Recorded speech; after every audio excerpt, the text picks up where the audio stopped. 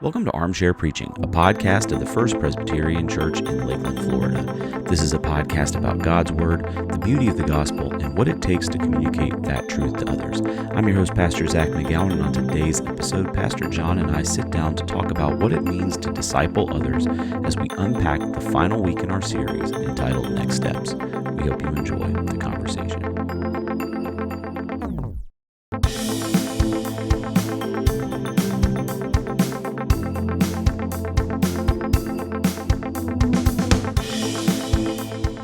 Welcome back, everybody, to Armchair Preaching. Today, Pastor John in the armchair. We are recording this in a way that we've done this before. We're recording this through a Teams meeting call, which actually turned out pretty well the last time. It makes the editing process a lot quicker and a lot easier, and we've got a lot of things happening in the life of our church right now that kind of necessitates that. And I appreciate you sharing this virtual space today, Pastor John. Yeah. Seemed like we did this last time when one of us was away. I can't remember. Yes. I think you were at your house and I was here. I was out of town. I was in Orlando with my son. I think we were doing a camp. My son was at a music camp, and I was in a hotel room. So it worked out though, and I actually like the quality of it. Hopefully this works just as well. But we are in the last week in our sermon series on next steps. You circled back at the end of your message talking about the overall series and the idea of next steps and taking that next step. But I do want to kind of hone in, even right off the bat. We're not going to talk explicitly about the sermon here at the beginning, but I do want to talk about something that you mentioned in your message and kind of dig in a little bit on that, is what can it look like to disciple people? What can it look like when we're actually saying, hey, we're gonna be in a discipleship relationship with people? And you mentioned a few things in your message, and I mentioned a couple things in my message, but I do want to kind of like drill down on that and maybe demystify what it means to disciple another person. So you talked about a couple things where it doesn't even have to be like, hey, let's read the Bible together, let's read a book together.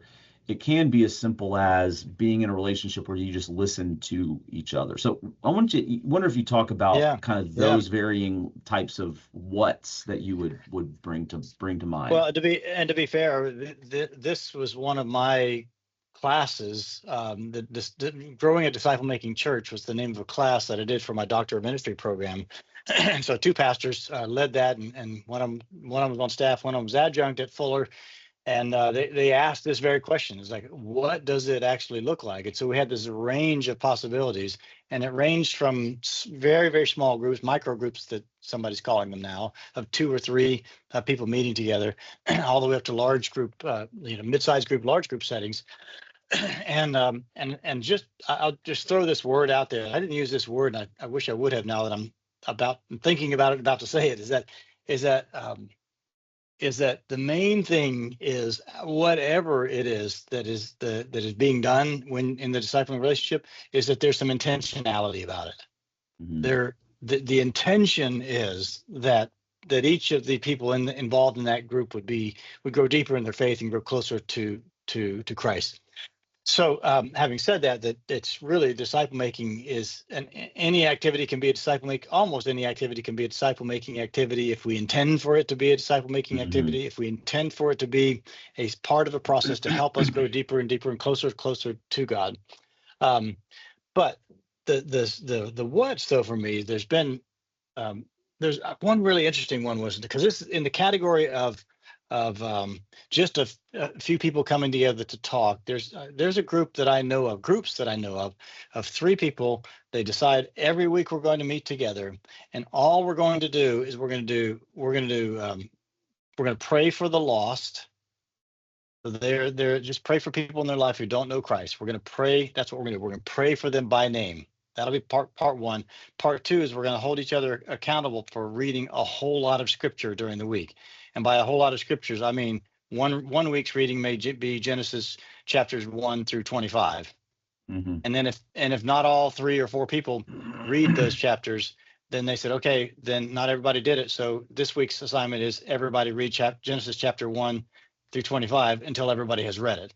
And then the third one is they go through a list of questions about kind of moral check-in, heart check-in, things like that. So that's, and do they I mean, they do reading. They read the Bible, lots of Bible, but it's not structured and beyond that. It's not like they're sitting down going through a book study or doing a Bible study through a book of the Bible. So there's that.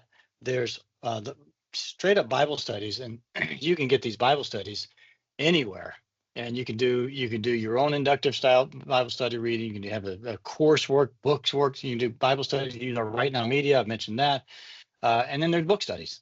You can do book studies, including our own Discipleship Essentials book. We've had a number of people who have gone through that, and it's a 25 lessons on the basics of the Christian faith.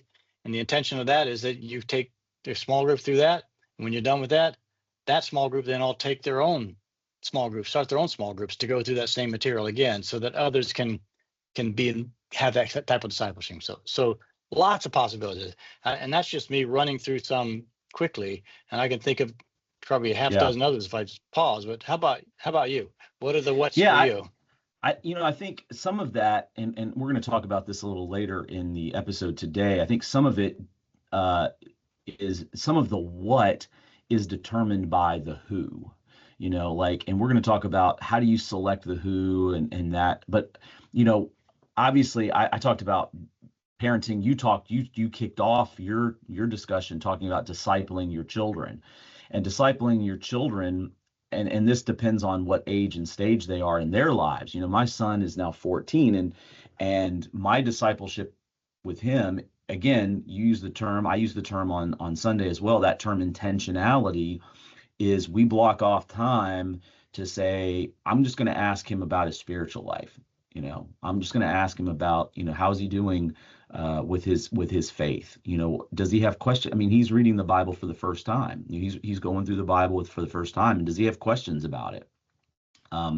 Does he have things that cause him to question things? So how's he doing with his, with some of the temptations that 14-year-olds are dealing with? That's a different conversation than the questions I asked him when he was 6 or 7 years old. They were the same intentionality, the same mindset, but they're different questions, and there's different foci that you're leaning into. And now that he's thinking and feeling and working through more complex issues, the questions and the answers become more complex. And it's really just, I think some of it is keeping an openness to spiritual conversations being the norm, so that the discipleship process with your child should not be like you're talking about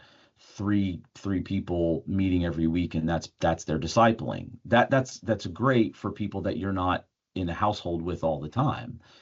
But there does have to be some intentionality with your children to say, okay, this particular time we're going to block off just for us. And I'll tell you, Thursday afternoon, evening, most Thursday afternoon evenings, that's the time my daughter has to go to dance class. My wife takes her to dance class. My son and I get ready to go to the gym together. And and here's the great thing. He asked me for that time to be intentional spiritual time, because before in his younger years, in his younger days, it would be bedtime. It would be at bedtime. We would talk about the highs and lows, the spiritual highs, the spiritual lows, things he needed prayer for. But he asked that time on Thursday afternoon, early evening would be time where we would talk about faith. We would talk about spiritual things, and we work out and we talk about working out things, but he knows he's going to get asked those questions. He knows we're going to talk about those. He knows he's going to hear from me, kind of where I'm at spiritually. He's 14 and so he's old enough to hear, hey, your dad, so who's great. also, I'm not, you said it, I think you said it in your message, that it's not about, nobody's perfect. We've got this we've got this journey. We're all taking this journey together. And I'm going to get you a copy of the life transformation groups, is the one I was describing, and those questions that they would ask, that might actually be something that not only would you and Caleb, but any parent with any child would be, some version of that, some modification of that. It's what I like about what you're describing is it's more organic. Yeah. It's not because you live with the person. First off, because you live with the person, it'd be really easy to not do it, to get let all the other things be distracted. But you've made an effort to make sure that you're having an intentional conversation that feels like, just part of our day. It's part of our week. And that, knowing that block of time is pretty much like, that block of time is going to be a time of spiritual conversation, actually opens the door to where there are more spiritual conversations that can go on throughout the week. So if he's got, and I do the same thing with my daughter. My daughter is more of an end of the day, every day kind of check-in, kind of a spiritual check-in kind of mode. And that's part of it. It's part of her age and stage of life. But the what that you do with your children is somewhat determined by your personality, their age, but it's like I said early in this message series, when it came to devotional life, what are your natural rhythms? What are the rhythms that God has already put into your world? I find it much more challenging for people to add to their life something rather than mold their life around something that God has already given them. So God has already given you in the thing, and I'll give you an example. There's a family here. We've talked. It should come as no surprise that we've talked about discipleship many times in the last 11 years in church, right? Yeah, in church, right? And discipling children. Well, I have a family who they predate me by several years. They've got teenagers, and in one of the messages, this is probably 7 or 8 years ago, we talked about discipleship and talked about discipling, and we gave the what suggestion of using the car line as intentional discipleship time. I mean, natural rhythm. Yeah.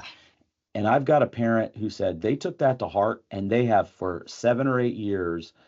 Their kids know when they get in the car headed into school, when they get in the car headed away from school, the parent is going to ask them spiritual questions about their day and and they're going to pray. They're going to pray in the car. They're going to pray together, and they're going. Some of the kids are going to. Yeah. How many parents do you know that do that? I mean, I've heard of that multiple times. I know for me, when our girls were school age.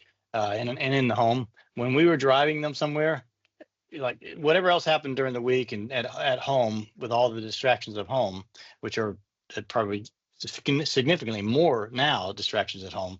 But even then, there's lots of distractions. When you're in the car, you got a captive audience, and you can't get out, you can't jump out of the car. So you're going to be there to talk for 20 minutes. It's great. It's some of the best. So parents take notice.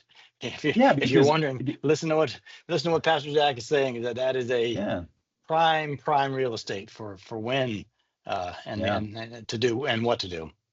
Well, and we live right next door to the elementary school that my kids went to, and so we would walk to school. And my daughter, that was her time. I mean, that 10-minute walk to and from school.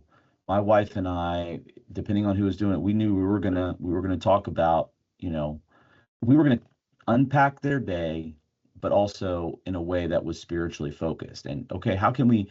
You had this problem with this kid. You had this problem with this little girl. You had this problem. What do we think we can do to pray for them? And then my daughter, she at the end of the night, we would open up the Bible and we would look at passages of scripture that helped us kind of direct our thoughts and our mindset. So those are some of the whats we can do to think through the impact of discipling either your children, grandchildren, or folks that you're just friends with. You're building that friendship relationship with. I want to hit one of the possible things. Obviously, the Bible study is a big what to do. You can actually read the Bible together. That's a wonderful way to help people understand Jesus, who Jesus is, what his mission was, how he understood his work in this world. Bible study for sure. Any of the discipleship types of book. But I said something in the recorded service, and then I hit it harder in the live services about our Right Now media. Yeah. And I want to hit that again now with folks. If you don't know that we have, as a church, we have purchased the rights for anyone and everyone in this church to have free. We bought it, but it's free to the members, access to Right Now media. Right Now media bills itself as the Netflix of Christianity, meaning that just about anything, any teaching on any subject that you can imagine is available in Right Now media. And so one thing that to say to anybody who's considering doing this is that, well, reach out to Josh.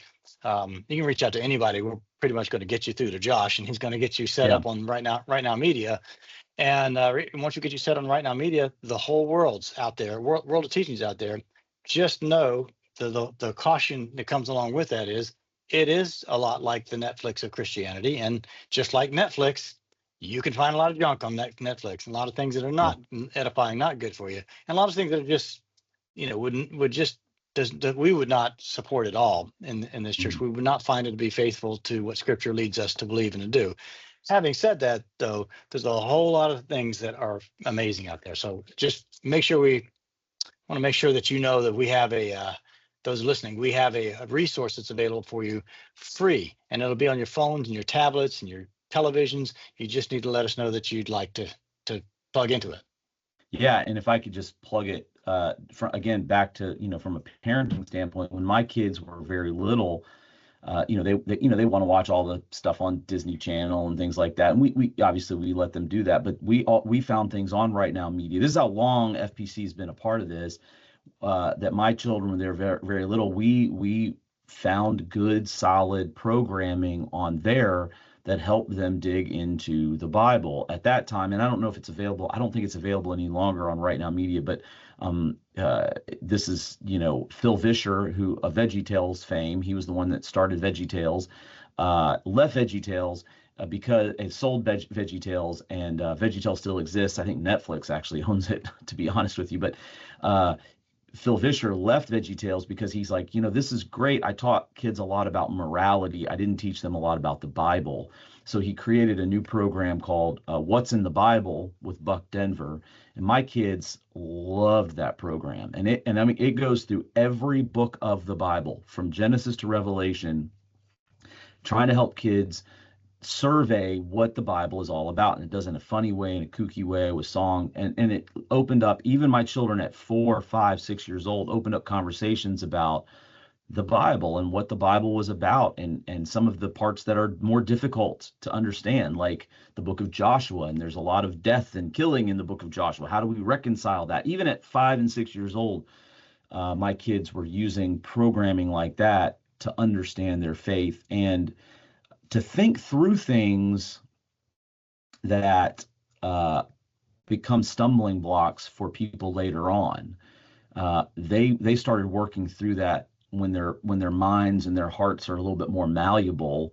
But anyway, just all that to put in an extra plug for that, because there are great Bible study materials for adults on there. There are some things that aren't in our tradition that aren't, we would say, okay, it does point you to Jesus, but not in the same way. But there's also great children's material on there as well for parents who are like, I just, something that helps them understand their faith better too. So that's a great practical advice there. Anyway, we're going to take a short break. We're going to dive into some of the passages of Scripture that we talked about this week as it relates to discipling others. But we're going to take a break, and we'll be back in just a moment.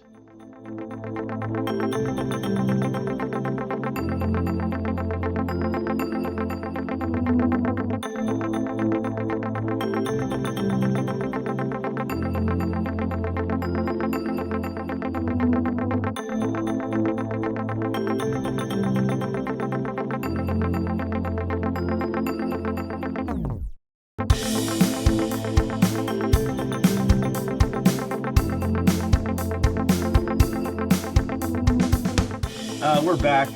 We were just marveling at some of the AI functions of this Teams meeting here. I didn't know existed, so that's lots of fun. If you were watching, you probably saw Zach give a thumbs up, and then the little bubbles came up with the thumbs up a little while ago. So yes, we'll do it again. That showed up. There it is. There it goes. Yeah, that's lots of fun. I don't know if it's going to show up in the recording. Otherwise, people are just like, "Why is he giving thumbs up all the time?" What are you guys talking about?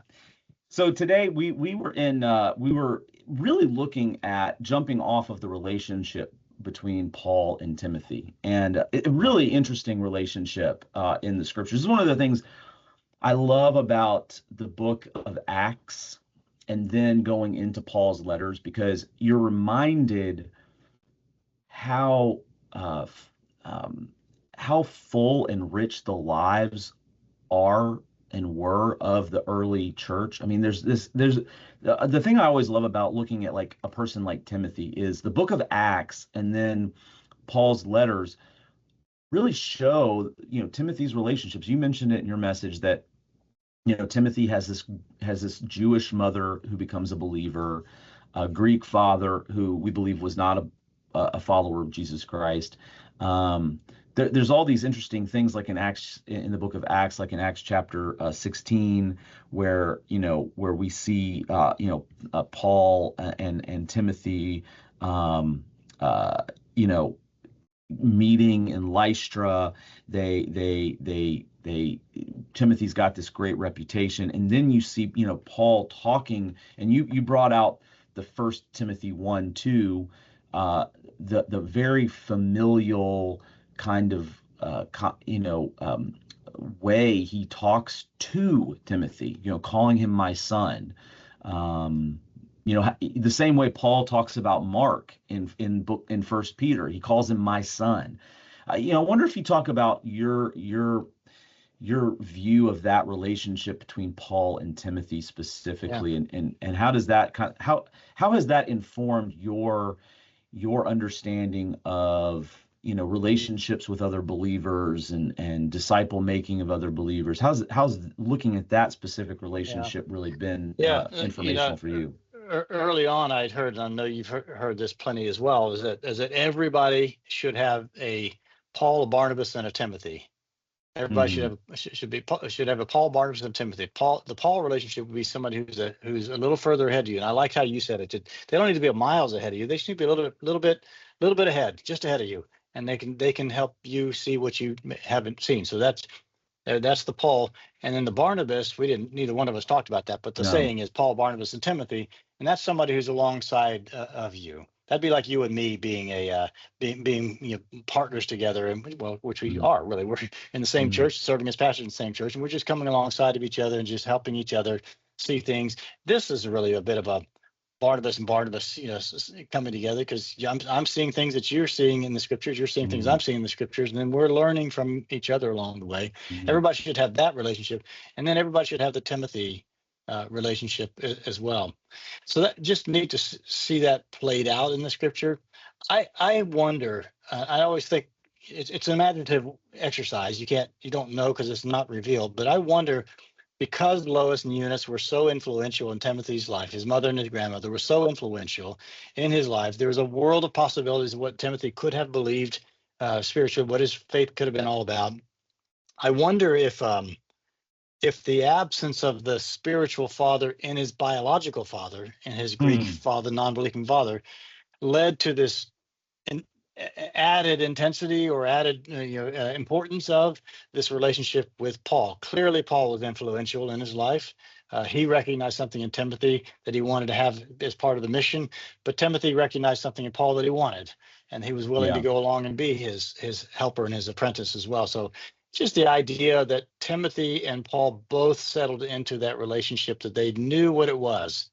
When Paul said that Timothy was my son, Timothy knew what that was. He understood what that meant, and he knew that Paul was pouring into him. So that's really more of an imaginative thing for me. It's certainly a repeated theme for Paul, and it makes me think of, and you can think of your own examples of this, of the people who have been influenced by you so much that they have desired to and have begun to enter into a vocational pastoral ministry.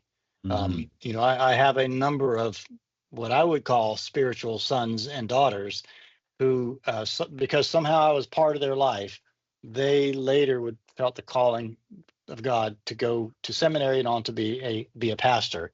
And so all of that is wrapped into this, this language of my son. How about you? When you hear that, my son, my true son in the faith? You know what's funny to me is and I didn't get into this. This was on, this is cutting room floor type stuff. Paul refers to Timothy as my son or my child every single time except once. And I don't even have the notes in front of me, and I wish I had my notebook. I don't have my notebook in front of me, but there's one time and where he actually refers to him as my fellow laborer. There's one time, and I can't remember what letter he refers to him that way. And I just started thinking about, we sometimes the disciple making process or the discipleship process, we think of it as, and again, this idea of that the person who's doing the discipling, so to speak, is so far ahead of the other one. Yeah. That there's no partnership. And what you see with the Paul and Timothy relationship is really, it's not that. I mean, Paul is spiritually and in his relationship with Jesus a few steps ahead, but it's not astronomically so, because Timothy partners with Paul, and to the point that Paul relies on Timothy and over and over and over again, and entrusts Timothy over and over and over again with very important work. I mean, you mentioned this. We both mentioned this thing that Timothy becomes the pastor of a very important set of congregations, or a congregation in Ephesus.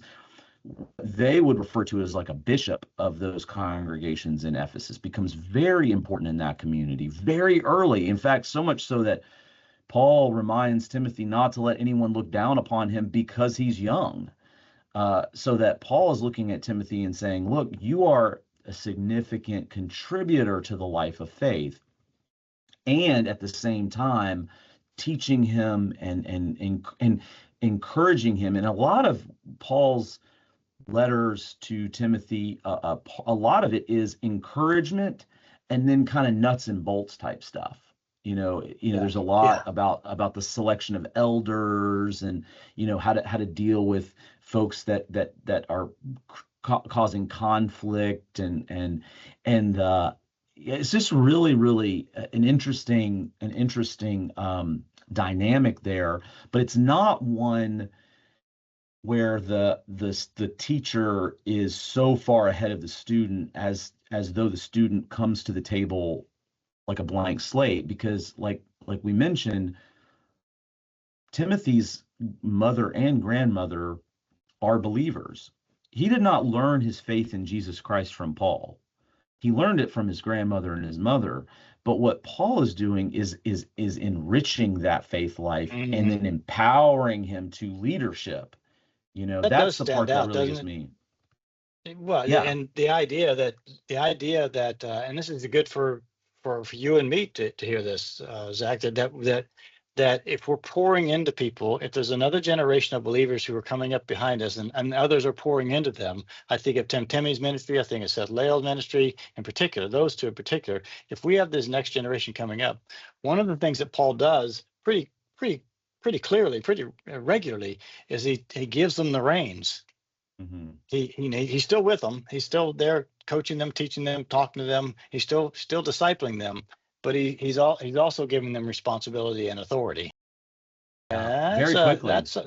That's something I think the Western modern church would do well to remember, is that the risk with that, and part of the concern is the risk with that. The risk with that is that person could tank. Yeah, they could fail gloriously. And then you're there. Then you need to be there to pick up the pieces. But the message is that how else is that next generation going to be ready to succeed gloriously if you don't give them the opportunity to fail gloriously? I didn't say anything about that in the message. No, that's a helpful thought for the church in America today. Yeah, no, absolutely. And to your point, they might fail gloriously. There seems to be pretty strong evidence that there were those that Paul did pour into that didn't those relationships didn't flesh out, to the same level. I mean, there are times at the end of some of Paul's letters where he calls out specific people. I think even in Second Timothy, right? He calls out specific people who did not stay with Did him harm. in the faith, that did him harm, or just abandoned him, which I guess is doing him harm in a different way. But so there are examples even in the scripture, and to me, there's an encouragement in that Paul continued to hand the reins over and tried to, he encouraged people to lead, because his calling as a follower of Jesus Christ was as a church planter. He planted and then moved, planted and then moved. Timothy was a support for Paul in that process, but became a person who planted and stayed, and stuck and developed those relationships. And the church, to talk about our message last week, the church needs all those types of leaders, and the role of discipleship is to find, whose you are, not just whose you are, yes, but then what has Jesus called you to do and be, and what has he equipped you to. And there's an inherent risk in that. There are some inherent risks in that, like you said, the Western church sometimes is not too keen to take those risks, and Western church leaders are not too keen to take those risks. And I'll put myself on the line there to say I'm sometimes not too keen to take those risks. Right. But when you put people on the platform to assist in worship, that's a good example. Someone to assist in worship, someone as a singer, as a choir member, as a liturgist, as any number of things, and they may not be the best at that, but it does remind me that it's an important thing. This whole topic, I want to ask you about this whole topic of discipleship. We've obviously made it here at our church. We've made this is the priority statement for us. This is the priority work of this church. We have said that this thing that we talked about this week is the most important thing in all of the church. You and I and Josh, we talked last week about this, and my feelings about this is I think it's the hardest thing to pull off, because it would be a lot easier for us to be the kind of church that really crushed it on and put all of our energy, really all of our money, all of our resources, time into an outstanding worship experience. And I'm not saying that we're not having outstanding worship experiences. I'm just saying that there are other churches that's all they really care about, number one thing. And we're saying we care about that, but we also care about mission. And we care that we're out there serving. We care that we're out there making an impact on the world. And we care above all that, we care that this role of discipling one another is big. So where do you find that it is the most challenging in the church to actually do this, to actually create an environment where we're actually discipling others? Well, I think, to your point there, I think the challenge is helping people understand that all of those other things that we do, the worship experience, the missions, even the Bible study, and this is where it gets tricky, and we've talked about this at length. Bible study does not equal discipleship.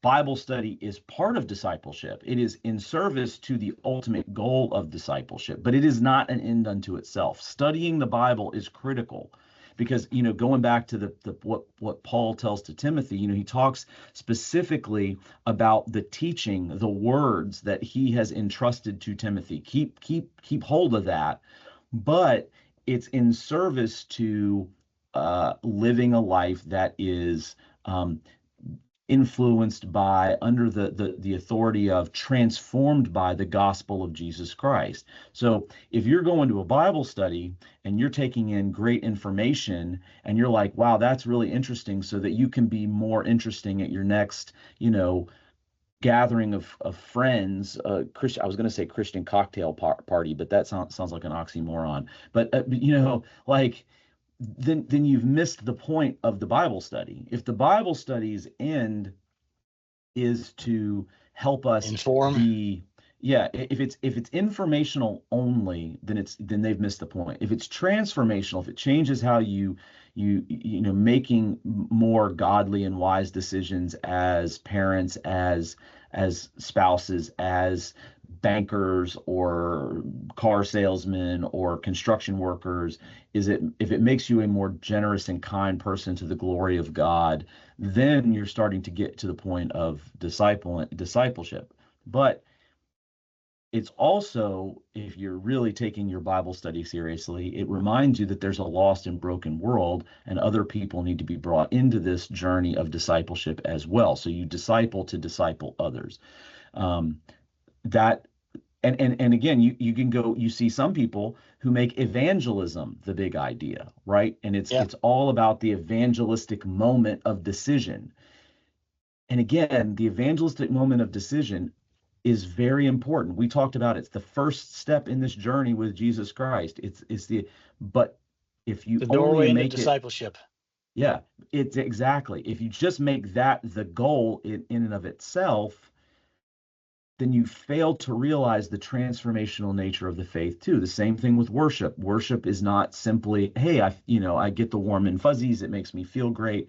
It helps me heal from the brokenness of the week. Those are all wonderful things, but they are secondary and tertiary to the goal of discipleship, where worship is a means of discipleship. So if that I think that, so to answer the question, the challenge is getting people to see everything It is a as vision.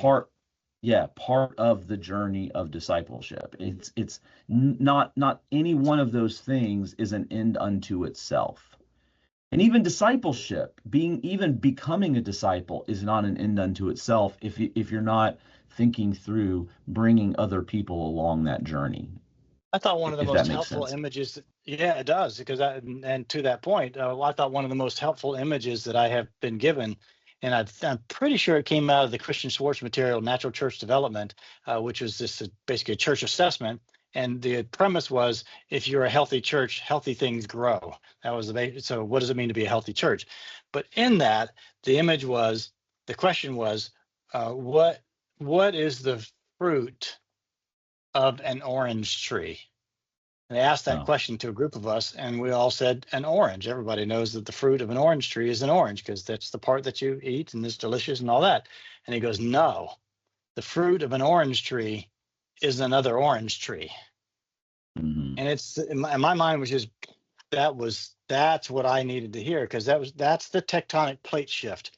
The mental plate shift for us as Christians is that discipleship, the the role of a disciple is to, yes, do all those things, to be passionate in worship and do mission and affect the world for good and look at, do all those things like that. But we're ultimately striving to make more disciples.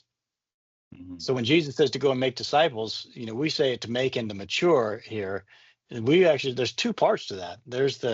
They're brand new at this. So where are those who are not disciples? So we can make new disciples. That's the new tree that grows up, and then nurture that tree to life. So we're busy being orange trees here.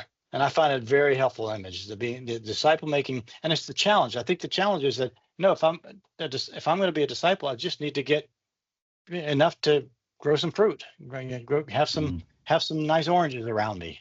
And Mhm. so, yeah, there's one more step to take, and I Mhm. don't think the Western Church has done a good job of helping everybody understand, have that vision, that tectonic plate shift, that there is in fact one more step to take. And I heard what Jennifer said as well, and that's why I put it in my sermon, because I know people who say that sounds scary. That Yeah. sounds really challenging. So what do we do with that? Yeah. Well, we keep talking about it. Yeah. Well, and I think too, we keep talking about it, and we also keep explaining, just like we did in the first segment, that there it's just Need not be it's like, scary. yeah, it need not be scary. It's like walking, right? When your little child starts to walk, I remember looking at the mechanics of what it means to walk. when my son was born and thinking, this is insanity. I mean, when you look at what walking as a human being is, it's craziness that we are all balanced from the slightest of us to the largest of us. We're all balanced on basically two little sticks that are, 10 to 11 inches, 12 inches long. And you've got to teach a 10-month, 11-month, 12-month-old to start doing that. That's insanity. But their bodies are designed to do that insanity. That insane thing.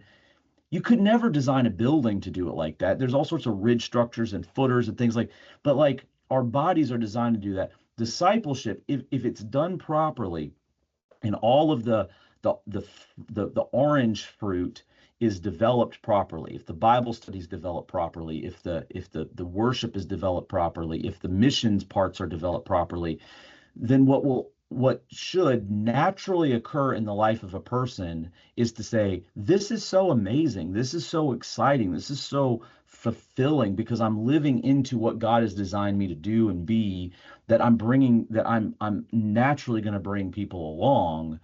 It's not scary. And that's why, both of us spent a good amount of time talking about the natural relationship of discipling children and grandchildren. Because if talk about the Western church, this is what I think where the Eastern church has us beat hands down. And where the Western church used to be probably 150, 200 years ago, it was something that one generation taught the next generation and were intentional about it. Yeah. And we somewhere along the way, I mean, we I think you and I, we can deconstruct it, but we know where it really happened between the late, from the Enlightenment on, the Western church began to lose its way in that it became it became seen as an oppressive thing to pass along the journey of faith and the journey of Jesus from one generation to the next. And then I think fairly it was an oppressive thing when you had the rigidity of a confession, catechism, and approaches, and nothing that you could do. Look, you gave a thumbs down. That was an accident. That was because I was popping my thumb. That's right, but that's the thumbs down to the rigidity. Yeah. I get it. So, no, but and so it certainly can be a rigid thing. And I think what happened was the one generation had forgotten their first love. Yeah. They had lost that sort of the winsomeness and the attractiveness and the love, and the sound of the Father's voice was no longer wooing and appealing to them. They just wanted to make sure that the crack down on the code on and pour that doctrine into the heads of the youth. And that's where I think it derailed. But you're saying we can recover that. We can. And you see this in I think the Eastern church, the churches in Korea, the churches in Africa, the churches even in South America and China, because they had to go back to your point, I think the rigidity came because it wasn't about faith, it wasn't about Christ, it was about we've got to bolster up the institution, right? The institution of the church became more important than the faith of the individual and the faith of the family and the faith of the community. Were all in service to the institution, not the other way around. The institution, and I'm for institution. You and I work in an institutional church environment. We can't pretend we don't, but the institution is in service to the personal, the family, and the community faith first and foremost. And when the institution gets in the way of that, then the institution needs to be radically changed and transformed. Yeah. But the institution, when it understands its place, is in service to all of those other things. Then we can say, no, discipling and begins at home, right? In an ideal situation. And when the situation is not ideal, then it goes outside the home. I mean, that's what I think your imaginative experiment is not too far-fetched to say, well, Timothy gained spiritual fatherhood outside the home because he didn't have it. And how many folks do you know today where that's the case? How many folks do I know Most. today? Yeah, most Yeah, folks. most folks I talk to, Yeah, I bet those yeah, are listening right now. Said, was there a person in your life like what you described with Caleb, which is amazing, and I so commend you, you and Julie both, for what you're doing with your children. It's just important and beautiful what you're doing, and it will shape their entire life. But most people didn't have that. yeah. That's the And most people exception and not didn't the rule. they didn't Yeah, have the pastor to come alongside, a good friend who was a spiritual friend who was intentional about these type of things. And so my vision, maybe I don't know if we're trying to wrap this section up or not, but yeah, my vision would be this: that the churches, not just our church, we certainly would be one of them, but the churches would value this thing that we're talking about so much so that everybody in the churches would be kind of have their radar out, like, and I know this is our third segment here, but how can I help pour into that person so that they can, because they clearly are interested in this. It's not like they're resisting it. How can I pour into that person so that they can be raised to the fullness of Christ, to use the language, and then they too can get to this place where I'm ready to pass it on. How yeah, can I help them get that? Imagine if everybody did that. Imagine what that was. Talk about an imaginative exercise. yeah, We'd change the world. yeah, We yeah, change. yeah, Our church personality would change, our community would change, and we change the world. It's yeah, yeah. it's that big. Yeah. Well, we're going to take a short break and we're going to continue the conversation talking about some of the more kind of practical ways that we can identify folks to disciple and overcome the fear factor of discipleship. So we'll be back in just a moment.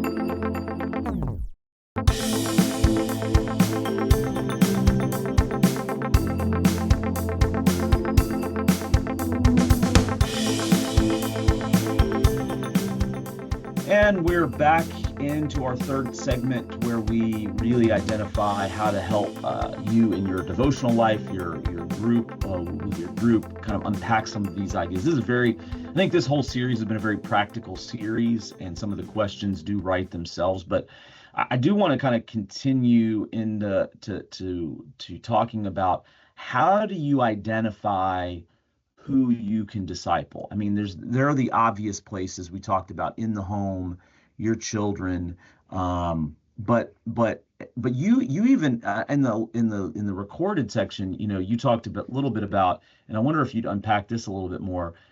Uh, Discipling your adult children, that can be how does that work out for? I mean, you've got adult children. My children are hurtling towards adulthood right now.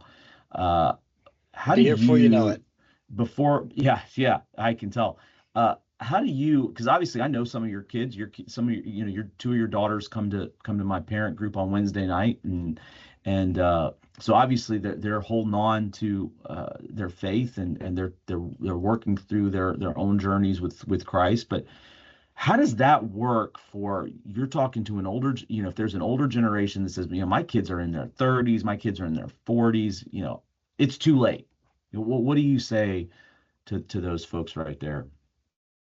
Well, I'd say the same thing I said earlier. The very first thing I said on this recording today was, if you're intentional about that, if that's something that's important to you, and I hope it is something important to you, and even this conversation, even this sermon has reminded me that it's important to me, and how intentional am I? So I could tell you, I've had conversations with one of my daughters, and I will have it with the other daughters since the sermon was preached, Hmm. because the idea of just, it's not too late to answer that question. It's never too late for them to see that your faith matters to you, for them to hear from you that your faith is important to you and why it's important. And then and then let that go where it goes. I don't have as many of these conversations with one daughter, fewer of them with another daughter, and a lot of them with a third daughter. So it kind of depends on them as well, and schedules and time and busy of life. They don't live in my house anymore, but when you have several of them spend quite a bit of time there, though.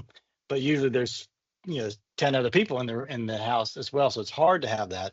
But whenever you can find those opportunities or make those opportunities to be intentional with your own adult children, man, it's to talk with. I'll just say this: to talk with daughter Lauren about some of the questions she has about faith. She's asked me, what's the Hebrew word for such and such? Because I heard it means this. And so we're having these kind of conversations. So, well, what are you working on? And we talk about the project she's working on, the Bible study that she's in. And that's pretty special, because you can hear, because what I'm trying to do in those situations, and what any parent can do in those situations, is let them see you process. I'm going to process out loud. This is how I'm thinking about this, Lauren. And then just walk her through this and said, and this is how, maybe I don't have the answer. I said, I don't have the answer right now. I can work on this and get back to you. Sometimes I do that. I said, but here's how you get an answer to that question. So it really comes down to being intentional about it. And I have, I feel the conviction to be more intentional about that since Sunday. Yeah. Oh, me too. And I want to talk about, I think it would be interesting in a group, or even if your own personal life is answering kind of two questions. Who is it that could be discipling you? That's a question from a conviction standpoint that I'm asking myself now. I've had great mentors over the course of my life.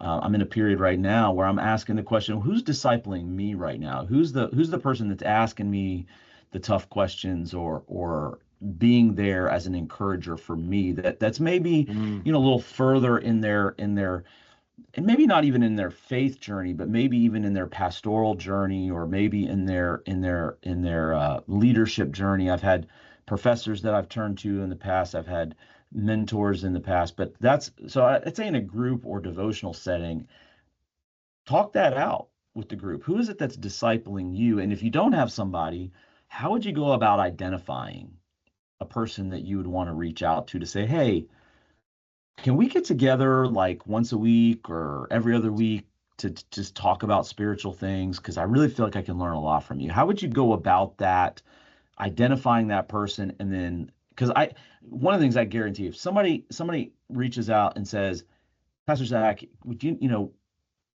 meet with me once a week? And I've got people that I meet with on a regular basis, and that I'm asking these spiritual questions with, and I'm talking to them about the Bible. But I guarantee if there's another leader in the church and they get asked to help with their discipleship, I can't think of a single leader in our church that would say no. I know of a situation right now I'm not free to give details on it, that a member of the church comes to classic service, ask another person on staff on this church, would you disciple me? Literally use those words, would you disciple me?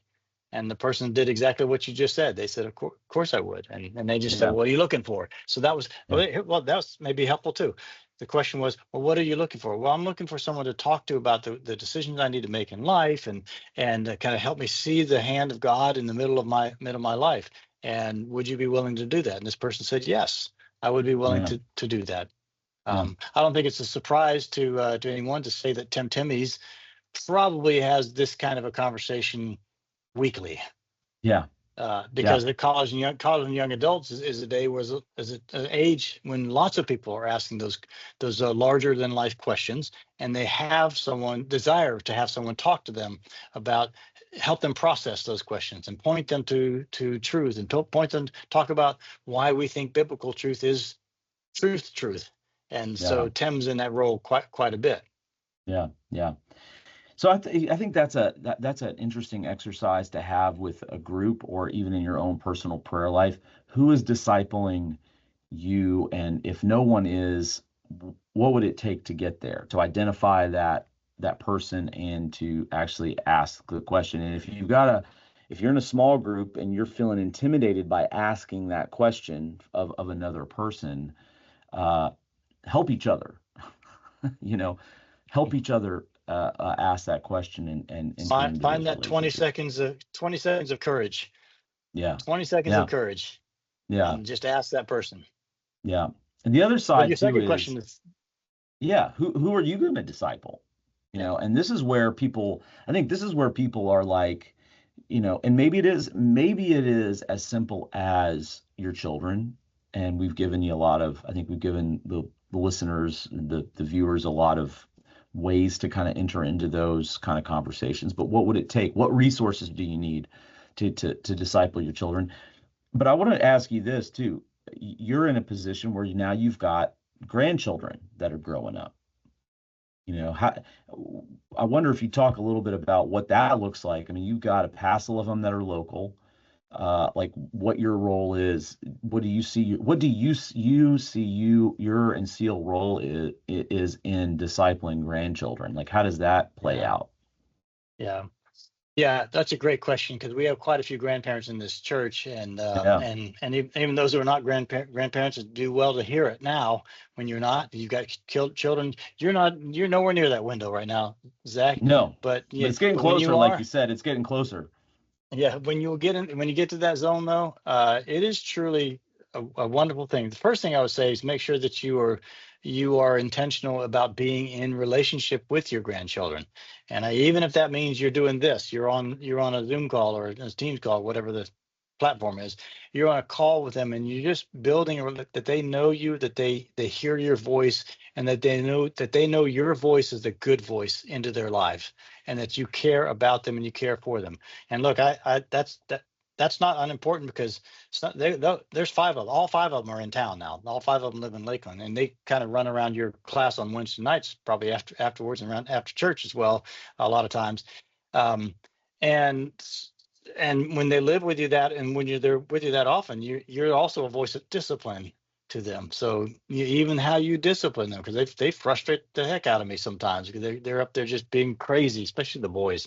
They've been crazy, the girls too. But then you just sit on the fact that you love them, and nobody's gonna love them like you're gonna love them. And then you do all the spoiling, all the requisite spoiling that a grandparent does as well. And you do all of that. And I say all that to say, and then you get to put them to bed. Mm-hmm. And then you get to pray with them. And then you get to talk with them and read the books. And then when the books talk about God created the animals, you get to talk about God, who is the God of creation. Man, that is rich and privileged time. Now, that's covering, right now, 4 to 9 years old. The 9-year-old is a little more challenging. She's starting to be influenced by lots of other things right now. So but it's still just as true. It's the same things as just as true. She's in the car with me. She got my Mustang after church on Sunday, and we had that little bit of a drive, back to the house, and that was enough. That was enough to be able to make that connection. She knows I care about her, and then talk about, tell me about church. Tell me what you heard Pastor Zac say. Yeah, so I think if they're in your house, like if you're a grandparent, you just gotta you gotta take the opportunities that you have to build just a basic relationship, a good relationship, like you said, so that they know you're a trusted person, and then 2, take those opportunities. And so I think if you're in a group or you're in your own devotional life setting, saying, where am I at in my relationship with my grandchildren? Do they know me well enough to know that I'm a safe voice? And then if not, how do I build that? How do I build that out? And then what the cool thing about the position of grandparents is, if you do things that are different than the norm of the parent, that's okay. They're expecting you to be different because, you're older. They're expecting you to, you have the right, you have the ability to have, to be a little bit crazy because you get to send them home. Yeah. And so you have sugared up. Yeah, you have a little more latitude to build relationships in unique ways, to ask questions in unique ways. And so how can grandparents, I'd say in your group or in your devotional study, think through, brainstorm. What does it look Well, here's like to something be else creative? interesting. You mentioned that, though. Here's another dimension to this. You're in a group. You have small children. You have minor children living in your home, and the same subject of grandparenting. But now you're the parent with children at home, thinking about your own parents or your spouse's parents. And so one of the things you could do is be intentional about having conversations with the grandparents, and saying to them, I'd love this. Hey, I would love it this was a particular role that you would play with my children. Mm-hmm. I want you to, Mm-hmm. like, for example, I would love to know that you would be intentional at least once a week of checking in, saying, hey, tell me some of the things you were talking about with Caleb. Tell me about what's a struggle in your faith right now. Mm-hmm. Tell me what you Mm-hmm. think of God right now.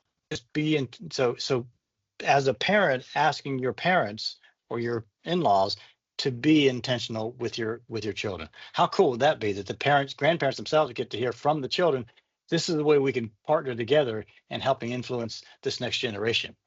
That's teamwork, right?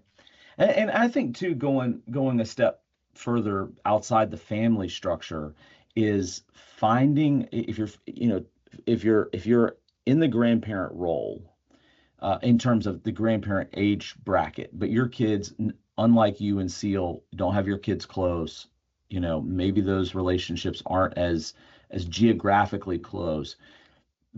The older generation, the civics, the late boomers, they actually have a unique opportunity to reach out to children of the younger like my kids' generation and younger, in a way that my generation doesn't. So, like, a lot of statistics have proven out that the two generations that gap each other. So, like, if it's a Gen Zer and they have millennial parents or Gen X parents, they actually resonate with boomer grandparents, in terms of, or that age bracket. So, one of the things that's cool is seeing in our church, and we need more of this, grandparents who don't have their grandchildren close, but they have surrogate grandchildren in our children's ministry. And so they reach down into our children's ministry, even though they don't have grandchildren in the program or children in the program, to start discipling those kids and to start building relationships with those kids. And so to be creative Great. about thinking outside the box about who you're going to disciple.